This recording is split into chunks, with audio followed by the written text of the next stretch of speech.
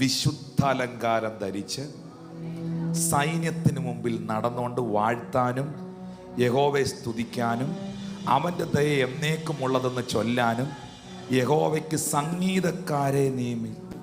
യുദ്ധത്തിന് പോകാൻ വെട്ടാനും വെടിവെക്കാനും അറിയാവുന്നവനെ നിയമിക്കേണ്ട സ്ഥലത്ത് പാട്ടുപാടാൻ അറിയാവുന്ന ആളുകളെ ഫ്രണ്ടിൽ നിർത്തി തോക്കെടുക്കേണ്ടടുത്ത് തമ്പേർ എടുത്ത് വാളെടുക്കേണ്ടടുത്ത് ഡ്രം എടുത്ത് പരിപാടി തുടങ്ങുമോ?